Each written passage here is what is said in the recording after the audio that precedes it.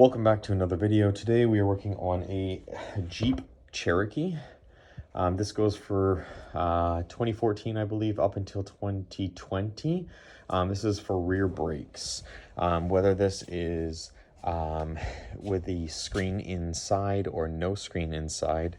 If there's a screen inside, basically what you need to do is you would go into your system, go into your touch screen, and then you would go into vehicle, then you go into settings, and you go into parking service mode.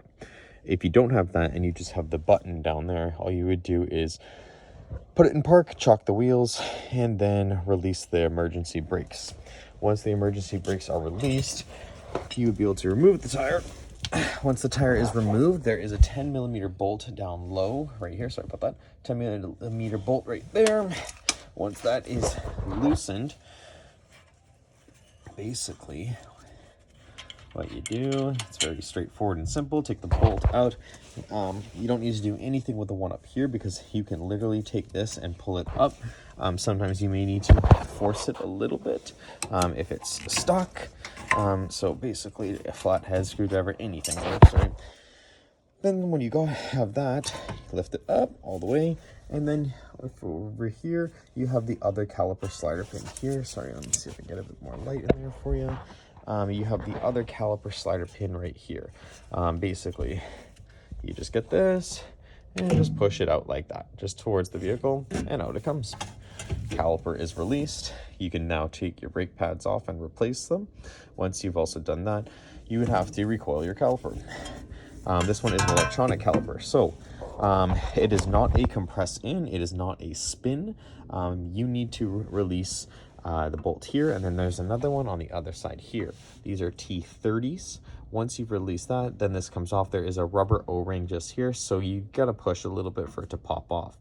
When you've popped that off, then you would use a T40 Torx bit, which is this guy right here. And then you would put it into the back here. I will show you that in part 2. And you would just spin it like so.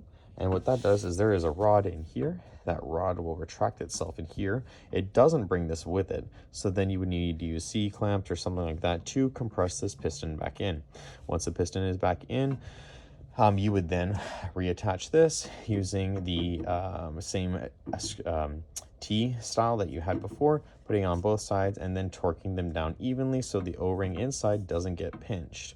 Once you've done that, then you would put it back in, greasing up the slider pins on there and the bottom, but I'll show you that in part 2. Hang tight, I'll be right back. All right, for part 2, so as I said, there is a bolt right here and a bolt right there that you would remove. And then in here, this is where you will use your T45, sorry. I think I said T30 on the last one. T45 slides in like so. Okay, you would unwind this one like this. Okay, and as you're doing it, the piston doesn't move, but inside the rod is retracting itself. So once you've got it all to the way, and don't use any tools, just use your hand, because then you could damage the internal guts, and then you got to replace the caliper. But basically just keep spinning, and eventually it will stop. Once it does stop, oh sorry, other way, whoop, my bad. Once it